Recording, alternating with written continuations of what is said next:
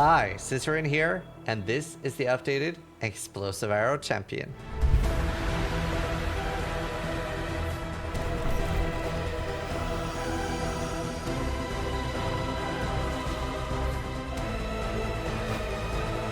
There's been some buffs and some changes from last season.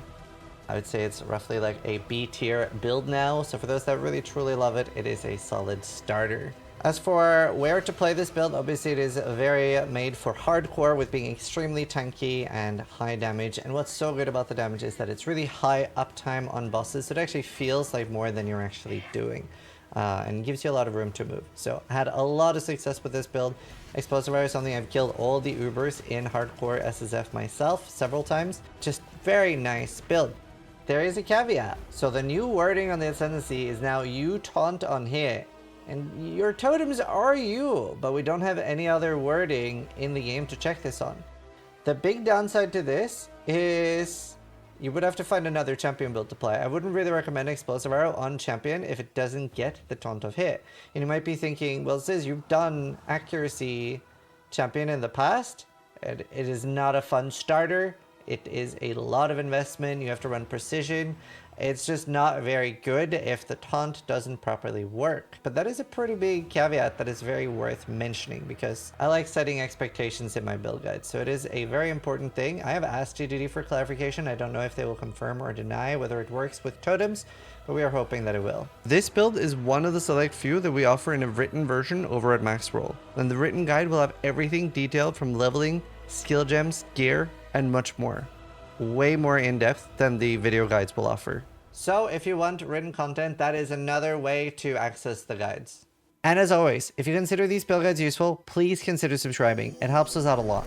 We are using Path of Building for this guide as normal. If you aren't familiar with Path of Building, we do have a video explaining how it is used. And we have our normal step-by-step walkthrough so that you never get lost while leveling. And it's very easy. We also have multiple loadouts and endgame trees.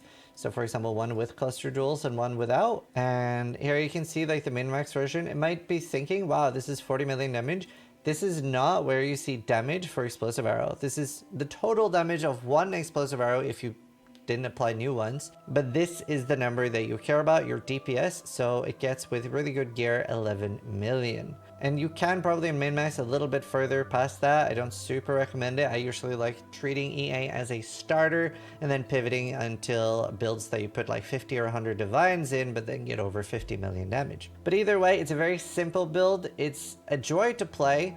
It does have delayed damage, so obviously you have to put down your totem, they have to shoot, and then your ignite has to spread. But ignite builds, there really just is something special about it, and there is a reason that I have played and killed Ubers on this build in like 4 or 5 different leagues. Now, I want to talk a little bit about the Ascendancies and the changes coming. So, Worthy Foe is being changed to have that you taunt. So this is going to be here and will be your first Ascendancy. We will update the PoE at league launch, doesn't really matter. In practicality, it's just a visual change, but obviously your first Ascendancy is going to be Worthy Foe. You can, if you are a tryhard, do first to strike, last to fall as your first Ascendancy, but this means that you need to proc your own adrenaline. Now, it is nice no matter what, but it will not be up much. The way it works is that whenever you reach low life, which is 50% or less, adrenaline will proc, which gives you 100% increased damage, more attack speed, etc., and fizz reduction. So it is really nice, and you'll see a lot of people playing EA will be weapon swapping into a Corrupting Fever and popping that to go below 50%, and you try to game it so that you are just below. You don't want to go to 70% or something, because if you go right below 50%, it pops you back up to 75%, so you're effectively paying 25% life for this huge buff. And yeah, you can use the life flask instantly as you do it as well, and then you're full. So I have done that before. It is a really, really nice thing to do, but I understand, especially for more casual players, it is a very daunting concept to begin with. So that's why we're going to be recommending Worthy Foe as the first Ascendancy, Fortitude as the second one, which is now going to be 20 Fortify. We did look into Fortify stacking, but it is pretty difficult to really properly do, so we are not doing it. It's just very out of the way. So in the end, you end up with Worthy Foe, Inspirational, First to Strike, and Fortitude. And we are losing a little bit of defense by losing the damage reduction of Conqueror, but obviously we are getting Fortitude back, like to full power, 45 stacks now. And on top of that, we have Adrenaline now, which even if you're not using it, the fact that it can save you, and it will save you a lot, is wonderful. So as you can see, you fill out the starter portion here, and in the start, you are attack based usually. You're not really using Ignite this early, and you can swap to Explosive Arrow normally, that's what I do. Quill Rain is very good, particularly because of this bow mastery, with increases and reductions to projectile speed also apply to damage with bows. Also means that you can use the projectile speed quiver to get more damage, and in the start you aren't scaling Ignite, it's all about the hit portion, so you don't really care about proliferating it and stuff early. And then once you make the long trek up here, which is mostly just, as you can see, a lot of travel nodes all the way until Elemental Overload, once you get Elemental Overload, you make sure to drop Precise Technique. That is a very easy thing to mess up, because with Precise Technique, then obviously you don't deal critical strikes, cannot proc Elemental Overload, and Precise Technique is only scaling the attack portion of Explosive Arrow, not the Ignite. And then I'll talk about some other common pitfalls of the build, like Elemental Equilibrium later, but yeah. And once you get up here, you'll notice a pretty big power spike in the build. You get Ancestral Bond for the +1 totem. We do also have +1 totem down here. And then the final totem you would get is from Anointing Watchtower. So this is what the endgame tree looks like. As you can see at the endgame tree, you've spec'd into loads of Ignite things. So you easily get 100% chance to Ignite. When checking it, make sure that you're clicking on your actual Explosive Arrow and not on like default attack. Because we are using Explosive Arrow in here. Later on, we are going to have proliferation on gloves. It is on the Exarch currency. It looks like this, Ignites Spread. And once you get that, you could do Empower a lot easier, or Awaken. Burning damage is obviously huge. Burning damage works as well. And you can see in like a endgame version, your skills would look like this. You're using Life Tap, Ballista Totem, Combustion, Explosive Arrow, Awaken, Burning, and Empower. And Empower is obviously very good because it gets levels from the bow. Now, a good thing with this build is that none of the gear is particularly expensive. It's also not like a super popular build right now. So yeah, very fast to gear. You also get gear like Replica Dragonfang cheaper than whenever this is super meta.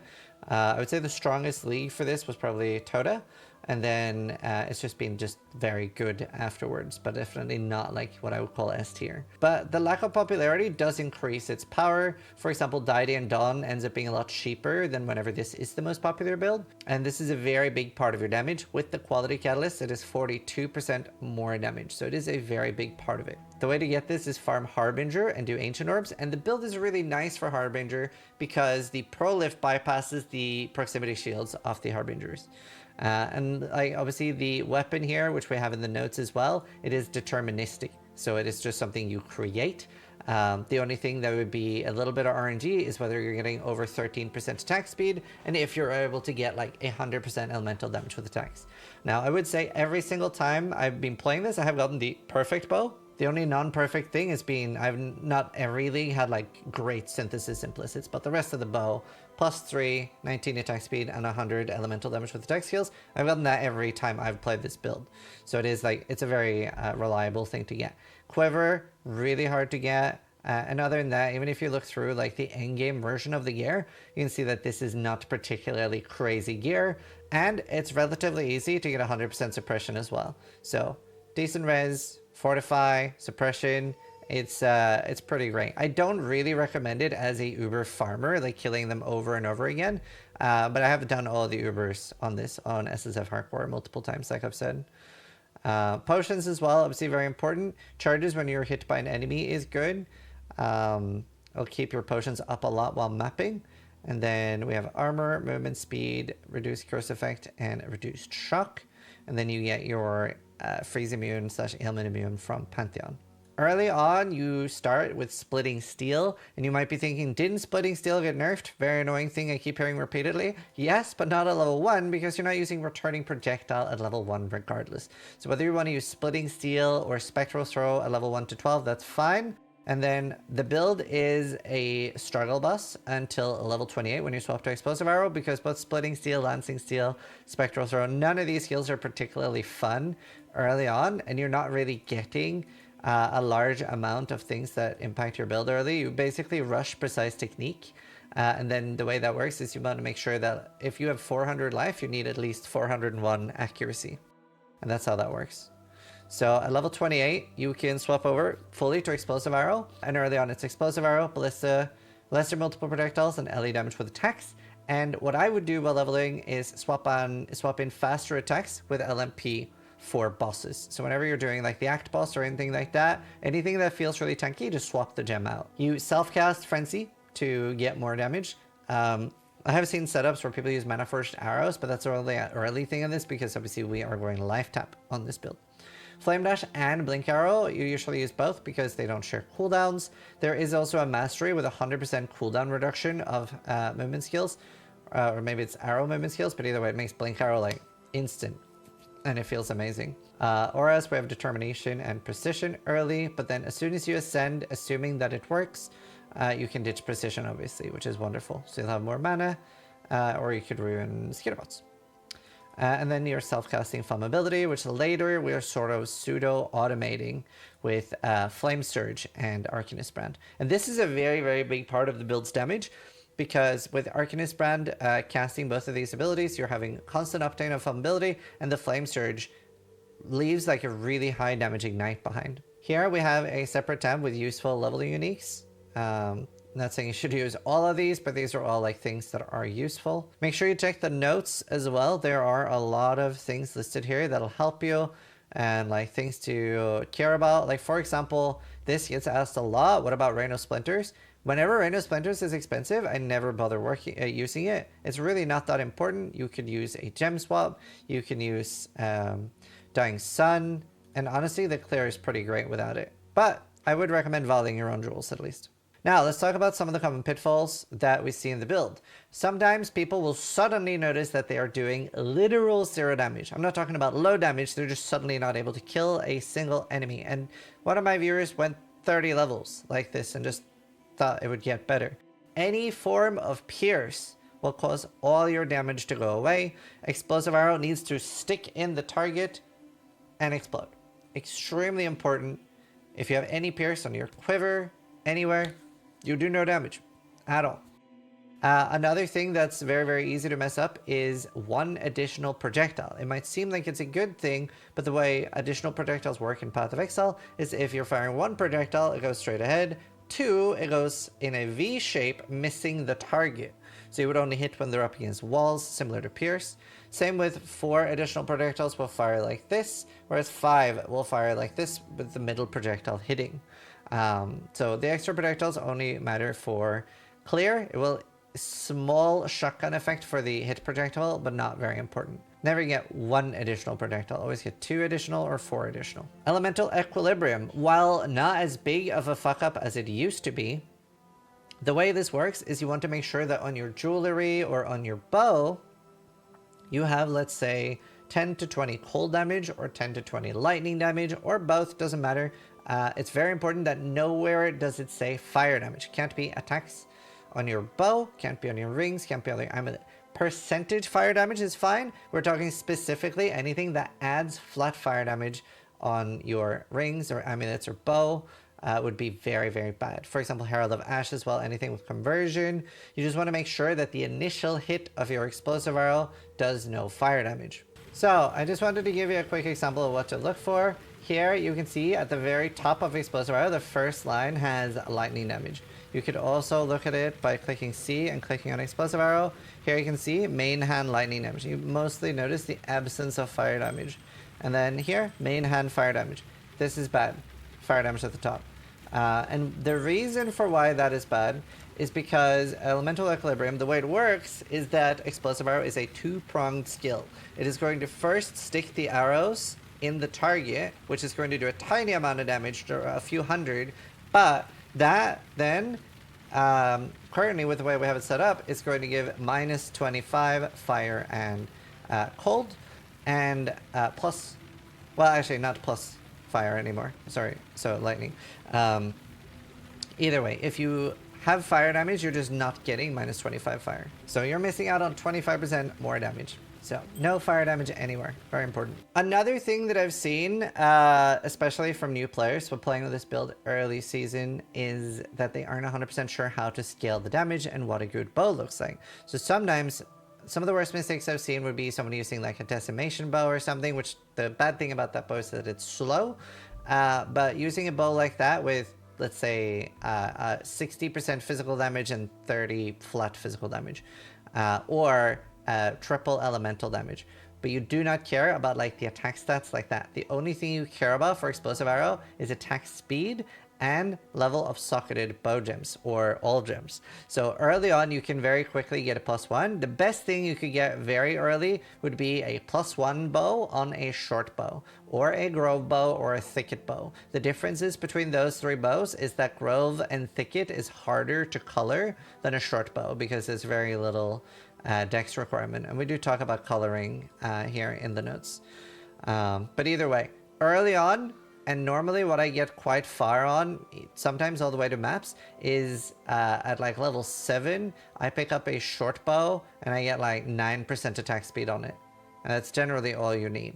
If you're able to get a Quill Rain, if you're able to get a Storm Cloud, or any of the fast bows, they're really good as well.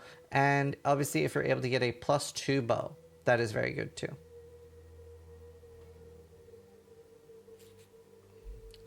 And then remember, it's very easy to get a +3 bow. Again, explained in the notes exactly how. But yeah, it's basically, I think it's 1 Divine and 1 Exalted Orb to make you +3, guaranteed. Sometimes 2 Exalted if you have multiple open suffixes. But they're extremely easy to make. And yeah, you really, really care about attack speed. And that is because you want to hit the max amount of sustainable fuses before they explode.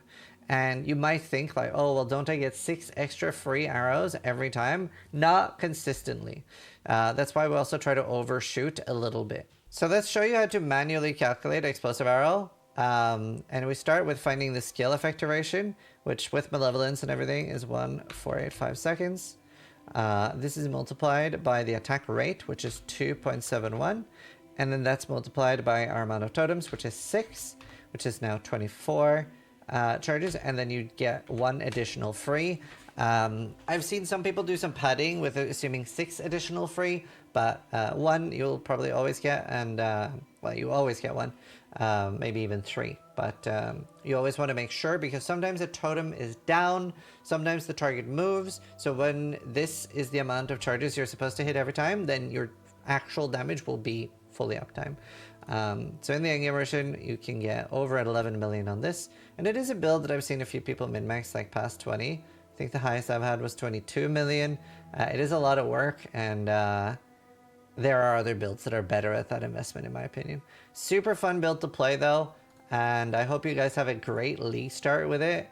It's just so nice. It's basically a 1-button build for the most part. Obviously you have your Arcanist brand and Frenzy, but for most of the time you're playing, you're just running around right-clicking totems. It's a joy to play. I really hope that the taunt thing doesn't break the build.